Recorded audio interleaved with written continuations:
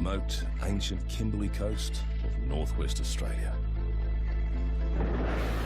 For thousands of years, humpback whales have migrated here to mate and have their young.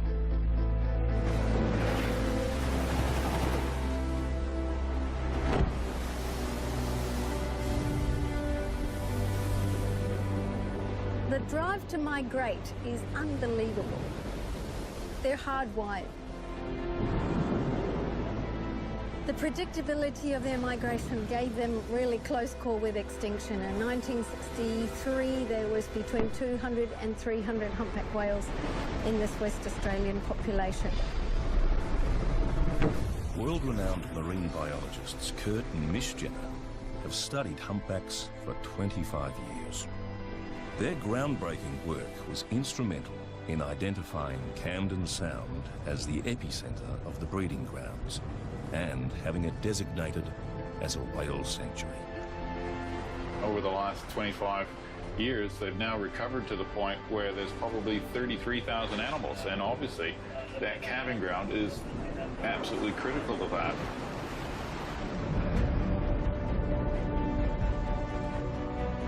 Now, Curt and Mish return to the Kimberley, equipped with cutting-edge technology. All right, tags away in a good spot. Using satellite tags, they attempt to follow a female called the vital first hours of the life of her newborn calf. Quadcopter cameras prove to be a scientific revelation, giving them a unique perspective on the male's violent battles for dominance. 40 tons of animal whacking against each other, that really does inflict awful injuries. And capturing an extraordinary event, the victor's courtship of a female. Really, we haven't seen anything like this in the 25 years that we've been doing this, so it's pretty incredible. Their new night vision cameras reveal a desperate battle in the darkness as a mother tries to protect her calf from marauding males. These males could breach on top of that calf and crush the calf.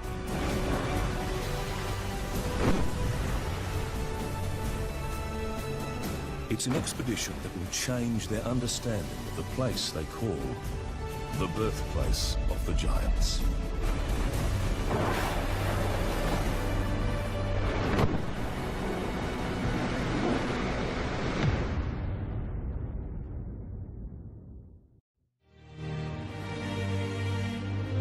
Whale at the bow, coming at the bow.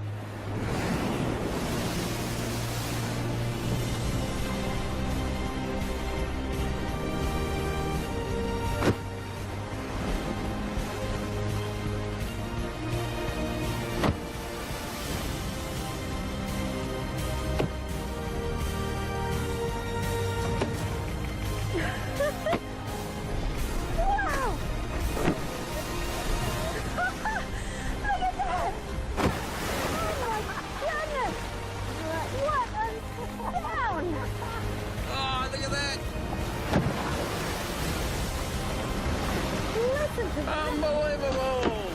What? Oh, wow! I just want to see what we are. Wow! This is when the whales come and find you. We don't even have to find them. Coming over the stern, the back again. Look at you. You're a funny whale. Oh! Wow! Look at that! Wow! Oh! Oh my goodness! Wow, look! I can barely!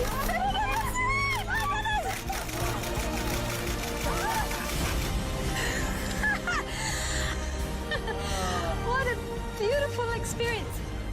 Just a wonderful afternoon studying humpback whales.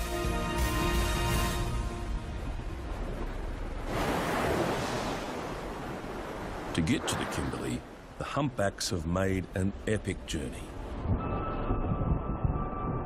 It begins in their summer feeding grounds in the Antarctic.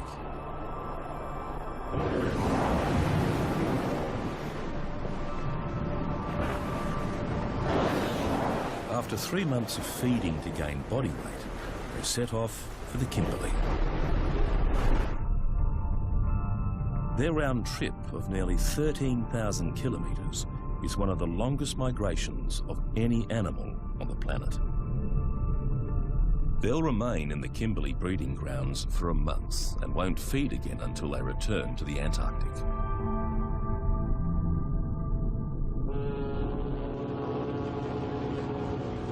Okay, let's take that bow line off. Aboard their ship Whale Song, Curt and Mish begin the journey to the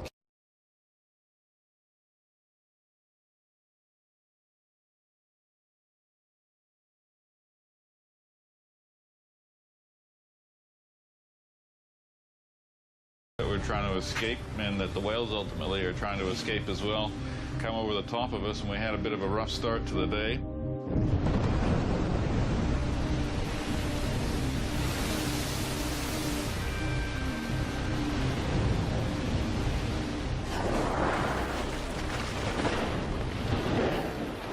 Humpback whales are an interesting animal. They've obviously figured out over thousands of years of evolution the right way to do things. This time of year in the southern hemisphere, we've got nothing but non-stop storms. Every 3 days, another storm front comes through, and that makes the water rough. And it also brings cold water up from the Southern Ocean, and that's not good for giving birth to a newborn calf. They have very little blubber on them. And the more successful animals are born in nice, warm, tropical waters with almost dead glassy calm, and that's what we're heading for. And the whales know that.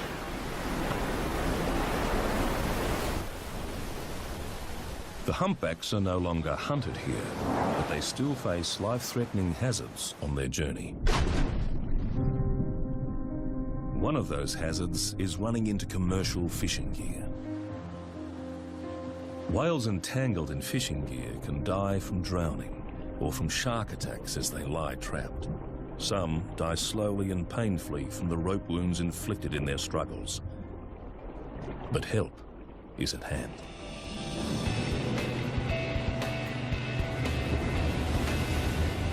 Wildlife Officer Doug Cochrane is a world-leading expert on whale rescues at sea. One of my main roles is basically to disentangle whales that are in trouble. We have a whale entangled in lobster gear. We'll go for a cut that'll do a total disentanglement. So everything's safety, safety, safety, all right? Whales are beautiful animals, but they're also large wild animals. A 40 to 45,000 kilo animal, how do we manage an animal so powerful? This whale is anchored, so I can attach a control line, which gives us a solid attachment. We're on. Being so sensitive as they are, when they come into contact with ropes and lines, they most often panic.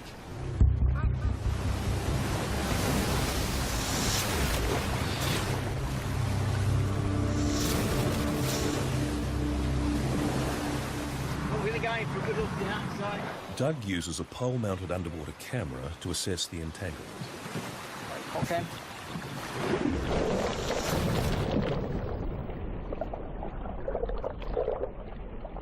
The rope, in fact, is like a mass of twine making one thick rope. And we know from experience that even a simple entanglement will kill a whale.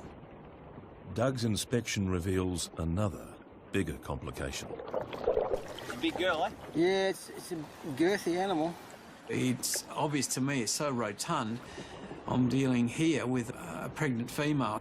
If I don't get this rope off quickly, who knows whether she's going to be able to deliver her calf and not abort.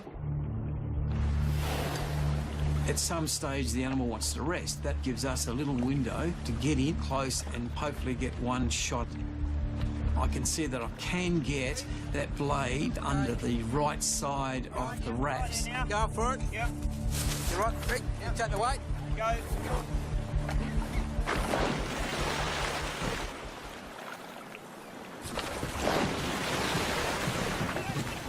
Nice, good, clean cut. She's free. Yeah. It's come free. It's making a bolt for it. What I saw at the last moment was all that gear drop. Well done. Well done, guys. But the rescue isn't the end of the story. You know, once we've now freed her, it's still a big question. Will she make it? Will her calf make it? Doug's rescued over 60 whales, but he's never been able to find out if any of them have survived long term. The only way to be sure would be to have a confirmed resight of a whale he's freed. But to Doug's knowledge, that's never happened in the Southern Hemisphere. In Camden Sound, Whale Song and her crew are on the hunt. The main objective of this exercise is to actually put a tag on a humpback whale that's pregnant, to track to the point where she actually gives birth, and then follow her through the calving grounds. They can be fairly elusive, and particularly these cows, they really do not want attention. The best thing to do is to have people up on the top deck, carries up there, and they're looking in all directions. Eventually, a likely whale is spotted. The best way to tell whether these animals are pregnant or not is to look from behind down the middle of their back. And the animals that are pregnant are almost flat across the middle of their back, and they look like you could pretty much drive a truck down them. They're so big and wide. Look at the photo on the back here. It's so broad. Wow. She's definitely pregnant. This is it.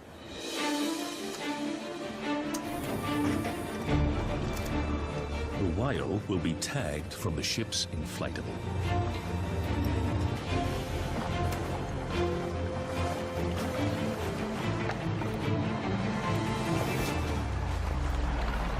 Research technician Simon will fire the tag. The tags we're going to use for this project are quite new. There's two little prongs on the tags, and they attach into the dorsal fin of the animal, and so they're quite benign. They don't disturb the animal at all.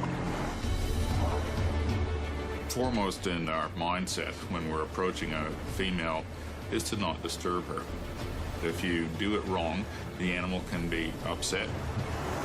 Hold on. Not a good one, not a good one.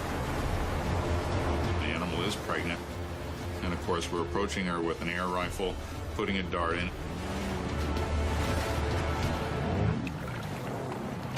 Good shot, mate.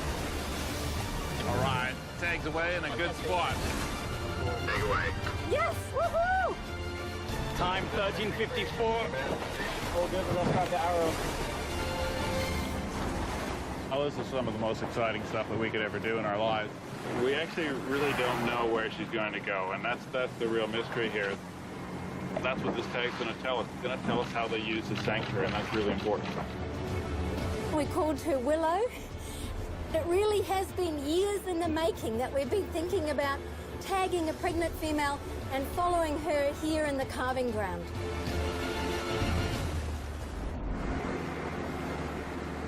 Doug has travelled to join Curt and Miche's expedition. It's an exciting opportunity for him. Well, in my 35-year career, I've never been to calving grounds in the Kimberley. I'll be looking for the condition of the humpbacks, any injuries that are caused by fishing gear. Even a single rope does leave a scar.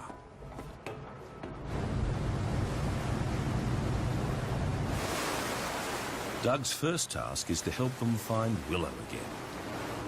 Where are you, Willow?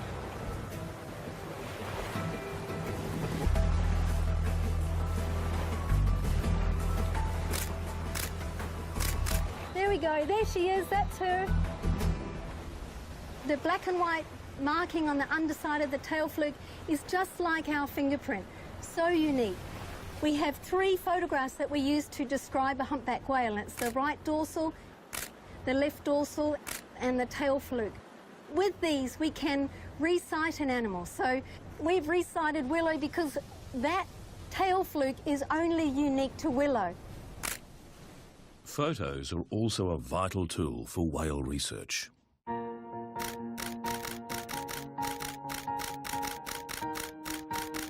When we're doing these behavioural studies, every sequence that they come to the surface, we can use the photographic evidence of who's there who's doing what, and what's the time code that those animals are surfacing.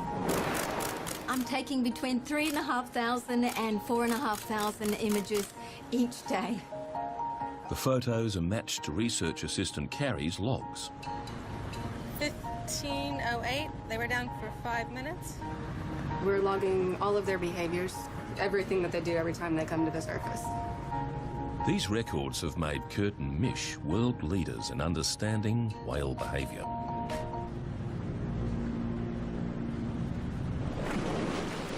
And Willow's behaving very oddly. They've never seen this rolling and arching behaviour before. This could be a good indication that she's fairly close to giving birth to her calf. It could well be that she's just trying to get comfortable. She might be just moving the baby around inside and just trying to help the passage. That was a peduncle slap. This is rather active behaviour. What's that all about?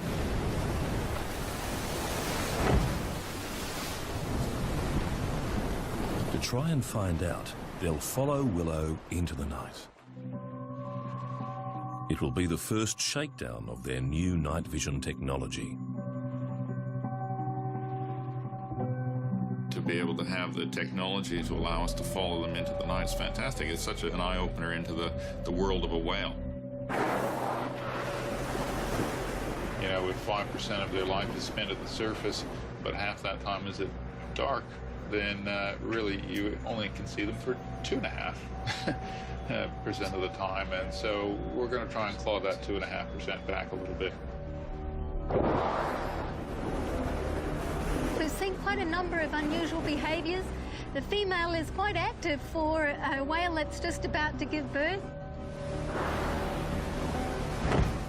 She keeps on doing these peduncle slaps, and the peduncle's from the dorsal fin down to the tail flukes, and the peduncle is hit on the surface of the water.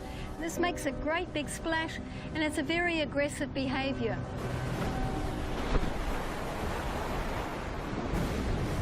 But the weather is making life difficult.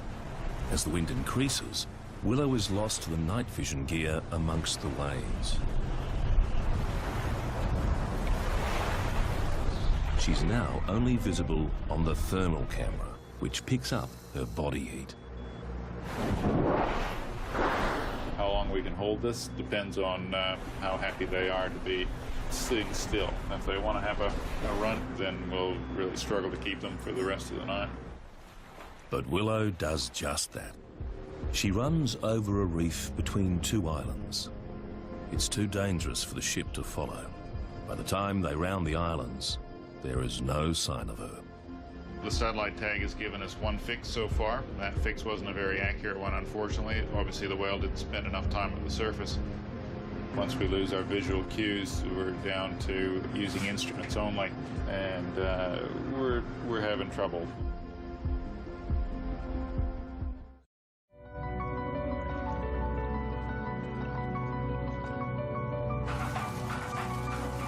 Morning brings bad news. Willow's latest satellite fix is over 30 nautical miles away. Curt's made a big call. He's not going to give chase. We made the decision to watch her basically on our computer screen. She's giving us positions on a regular basis, and we felt it was probably best just to let her track along independent of us and our cameras, etc., following her, so that she had a peaceful first few days to her life with a new calf. He'll rely on Willow's tag to fill in her story, and the expedition moves on to a new phase. It's early in the morning, and we found a cow-calf escort pod, and this pod is just lying at the surface here. Logging is what we call it, and it's literally because she appears to look like a log at the surface.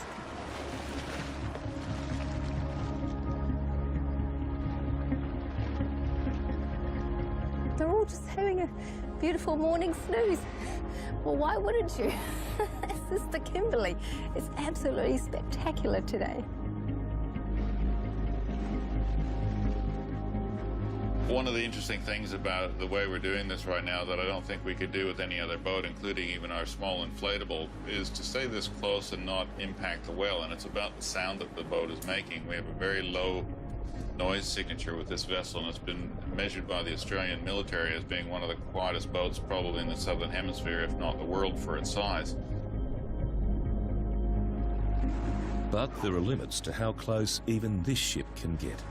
And one piece of technology is about to prove to be a revelation for their studies. One of the things that's always intrigued us about cows and calves is when they're resting, how do we tell whether the animals are asleep? What are the body postures that we're looking for? How do they interact with the calves? Are the calves feeding continually or just every now and again? And it occurred to us that one of the only ways that we could do those sorts of observation was from overhead.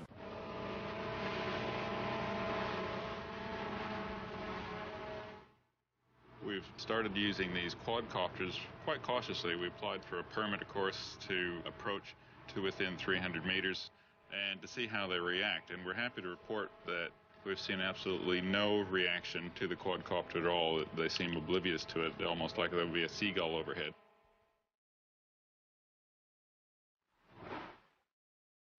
To try and do these same sorts of observation techniques from a standard aircraft like a helicopter or even a fixed-wing plane would be impossible. And I think it's a fantastic advance in our research. You can see that the animal, in fact, when it sleeps, is completely asleep. The pec fins are hanging straight down from the body. The tail fin is actually curled and lying down, straight down in the water. That's a really relaxed animal. The important thing about resting, of course, is the female is saving her energy, but also it's about the energy that the calf has consumed, the milk that she's made from that blubber supply, and turning that into blubber reserves on the calf. And so the calf actually needs to sleep as well. It's essential that these cows and calves rest while they're here in the calving ground because there's an enormous journey that they need to make back to the Antarctic.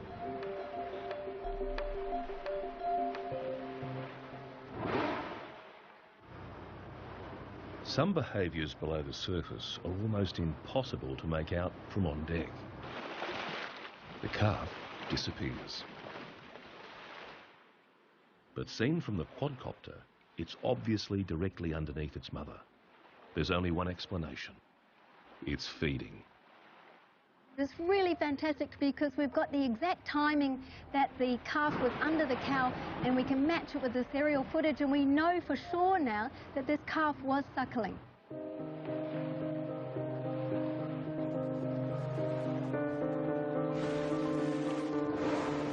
What we're able to see here is the closeness and the beautiful tactile relationship that occurs between a cow and a calf. And this is the strongest bond in a humpback whale society.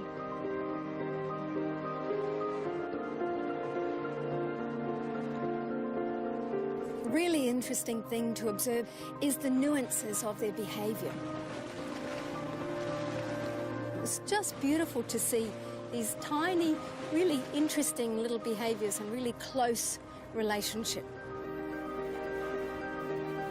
This is what we need, a very quiet area. There's actually industry in this area. There's a mining station not too far from us, but it's quite quiet. They don't have a lot of noise going on a daily basis, and it works quite well. So I think this is a good mix. Humans can exist in an area where there's a whale sanctuary.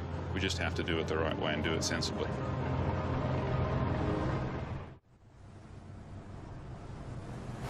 The expedition enters the Buccaneer Archipelago, right in the middle of a battle.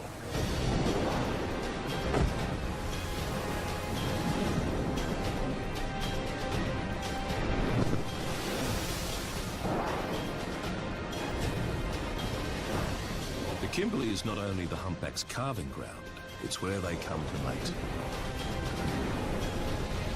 But first, the males must decide who's top dog.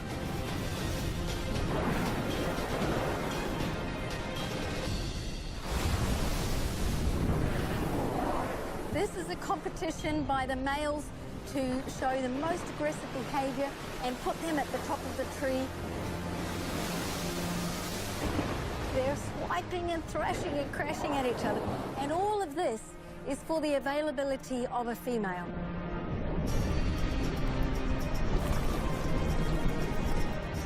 These whales are doing these underwater blows, so they're exhaling just under the surface, and it creates these beautiful bubble trails.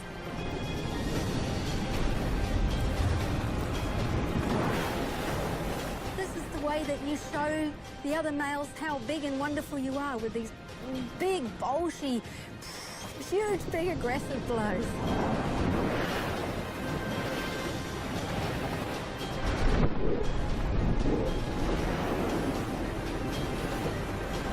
They physically are whacking into these other animals.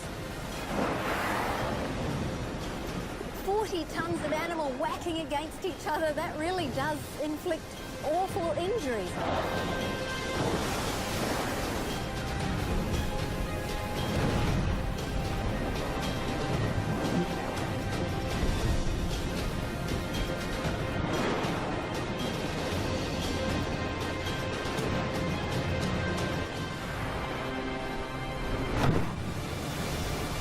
We've heard stories and we've seen photos of these battles ending really badly for some of the whales. The dominant animals will come out and breach. One landed in Hawaii on the back of another male and broke its back.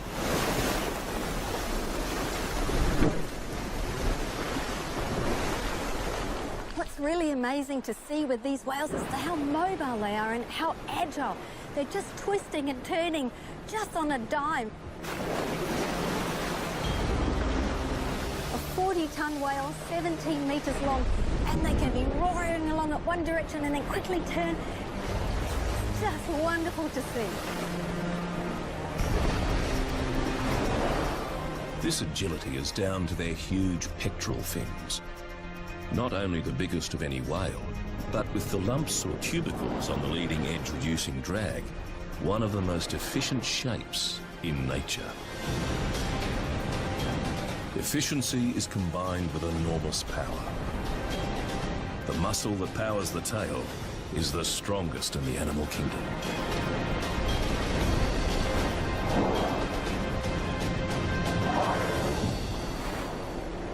There will be no letter till a victor emerges. It's a really long endurance competition here. They can be 5, 6 or 7 hours. So the males are in for it for the long time, but they're going to win a female at the end, so I guess it's worth it.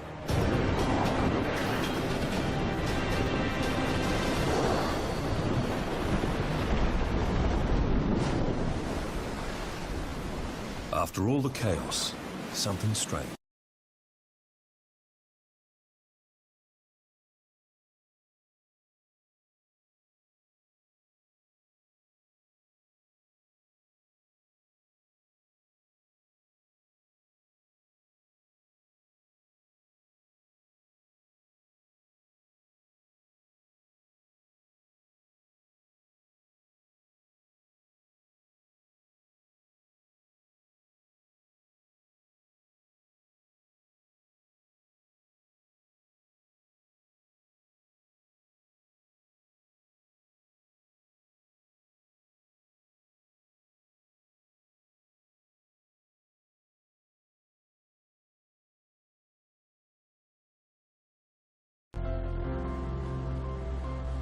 With a belly full of milk, the calf is full of energy and decides to try out this tail sailing for itself.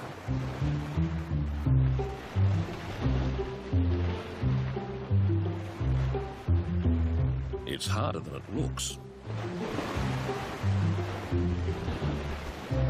It just can't get its head to stay down.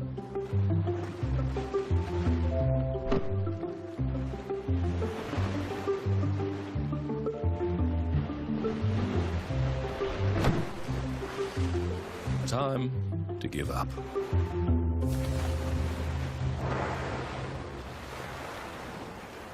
But the cow is still going. She might be too hot.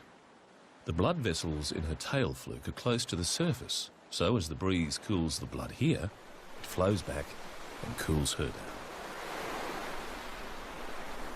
As she comes up, she's surrounded by remora fish.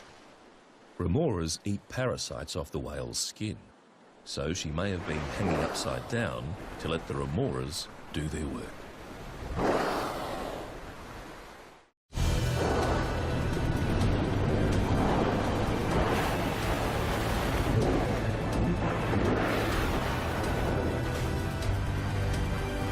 One female has picked up a whole group of admirers.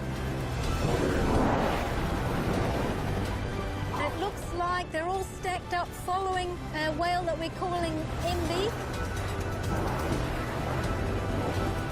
MB turns, then the entire pod turns.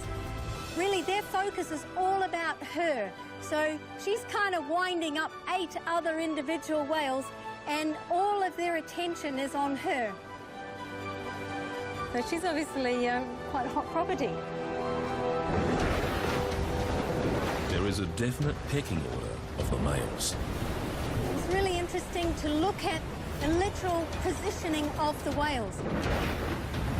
You get a primary escort, and that whale actually has prime location next to the female. Then there'll be a secondary escort, so literally just a little bit further back. And then there's a tertiary escort. It's really interesting to see this whole tiered effect.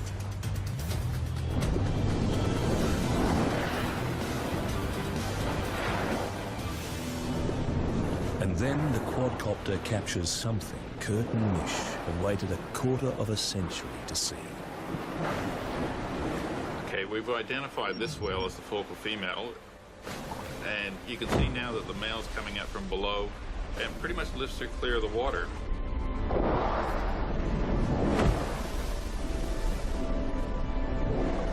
It gets a bit hard to see here, but as they come up, they're locked together, and you can see that they're belly to belly. I'm pretty convinced that this was a mating, or at least a mating attempt.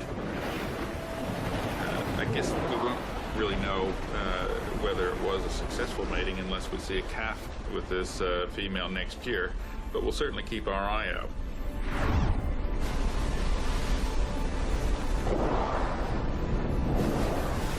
The more I look at this footage, the more I am convinced that this was a mating attempt.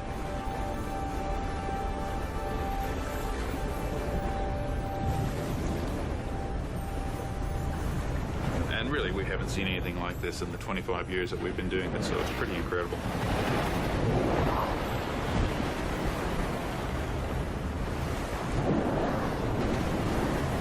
A spectacular day ends equally spectacularly.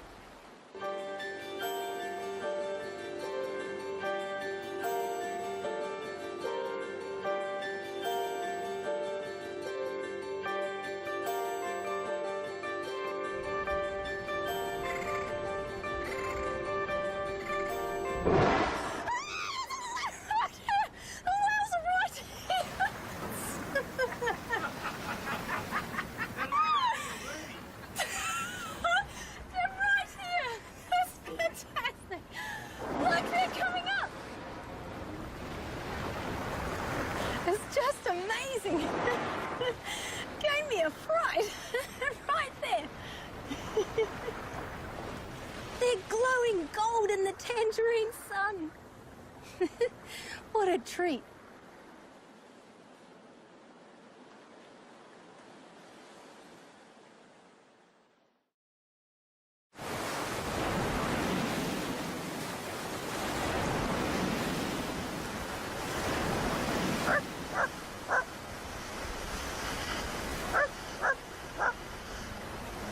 We've lifted anchor this morning. Within about half an hour, we've come across a cow and calf. This island is called Mia Wodja, so we've decided to call the cow Mia and the calf Wodja.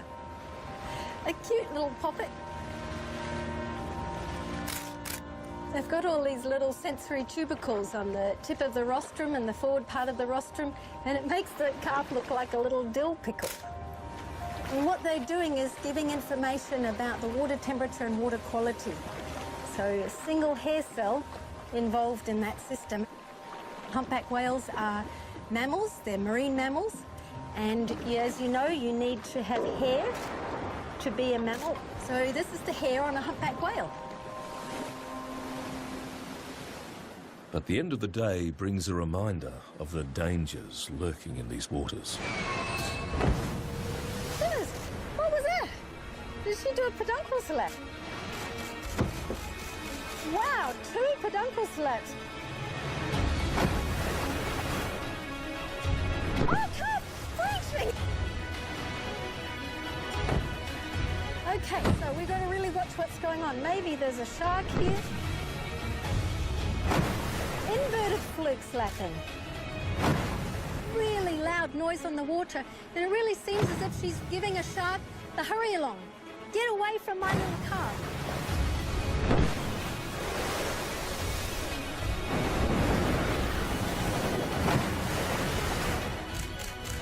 Even though you're a 40-ton, 17 or 18-metre humpback whale, a shark could be a threat. And it's kind of surprising for people to think of that a shark will just take a bite and swim away. Little calves, if that shark bites in just the wrong spot, then it could be fatal. Mish spots a telltale sign that it's the female that's been attacked. There's a slick just over here, and we just came downwind of it, and I can smell that it smells like blubber, and maybe this is a little shark has nipped her somewhere, maybe the pec fin or the fluke of the female, and this is what we're seeing in the water. A slick as large as this couldn't have come from the calf. He's still too young to have developed enough blubber. As darkness falls, the night vision cameras give Curt and Mish a whole new understanding of the dangers of predation. As darkness fell, it was relatively quiet at first, but then absolute chaos.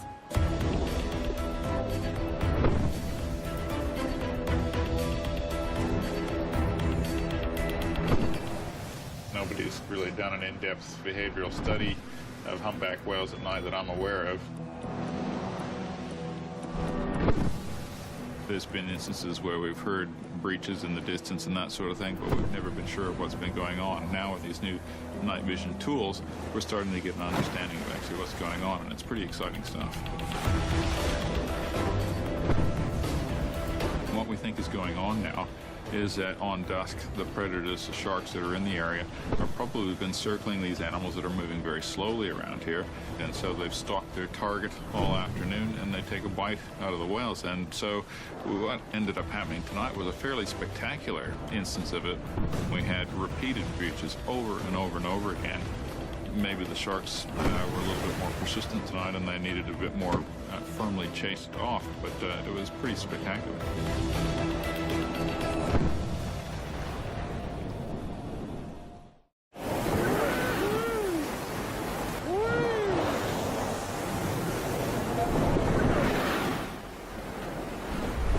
Whale Song has found herself in the middle of another pod of fighting males.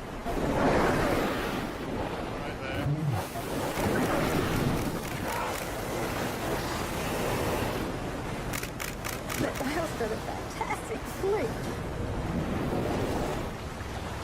This is a pretty noble animal, so White Knight seems a nice name. And then the one accompanying it's got a grey racing stripe down the caudal peduncle, so greystone. Oh, what's going on there? Rolling. Big load. Wow.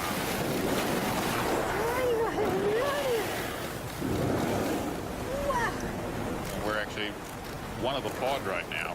Yeah, it's just a very delicate way to drive, and we'll just watch what we're doing. But yeah, it's pretty exciting. That's some greystone.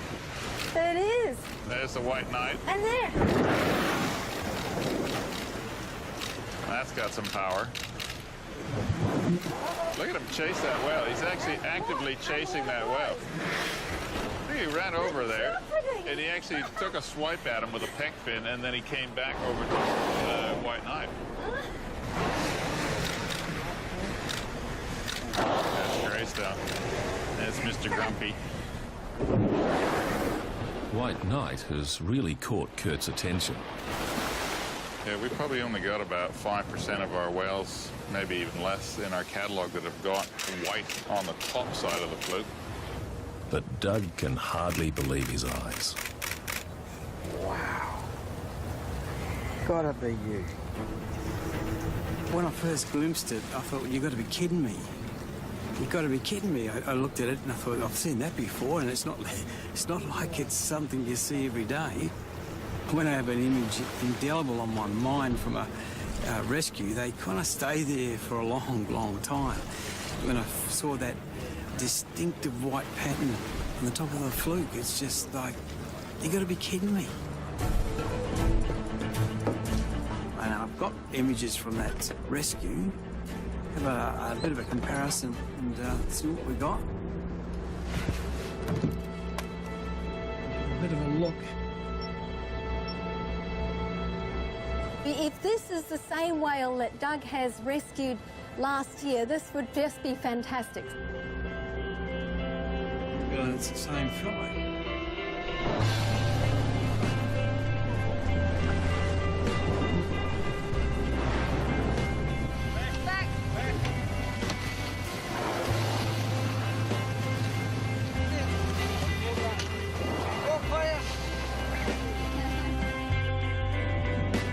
After over 60 rescues and 35 years, this is the moment Doug's been waiting for. What are the odds, such a big ocean and a population exceeding 30,000 animals, of finding that particular one? Unbelievable. It's positive proof that severe entanglements are survivable long term, and answers the question that Doug's been asking for so long. It's hard to describe the personal feelings because I don't think words can explain it well enough. To contribute to its survival is just, I guess, humbling.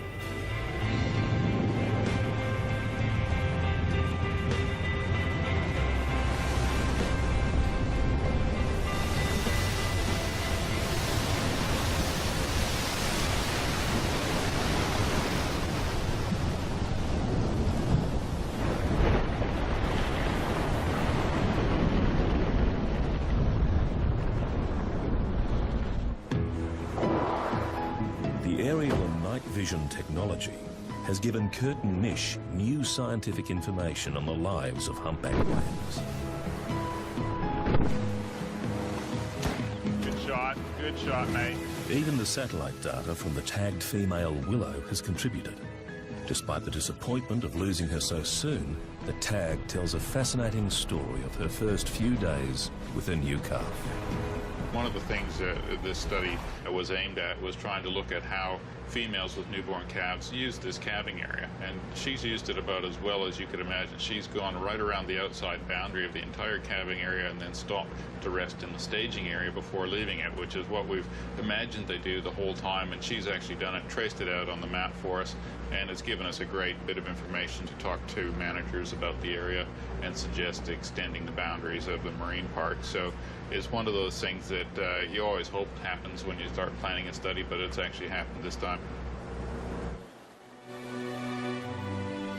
In the 1960s, the population of humpback whales in Western Australia was on the brink of extinction.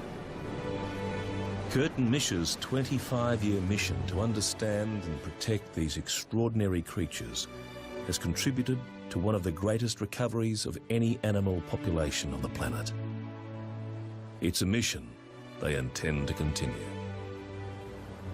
Making the journey from the Antarctic, where they feed in the kitchen, to the bedroom in the Kimberley is absolutely critical in a humpback whale's life. They need to come here to find friends, and they need to come here to give birth to their calves. It makes it a really special place. It may not be coincidental that this is the least inhabited spot on the planet by humans and the most populated spot on the planet by humpback whales. So it is the ideal sanctuary for these animals. Now that it's become treasures for a long, long time.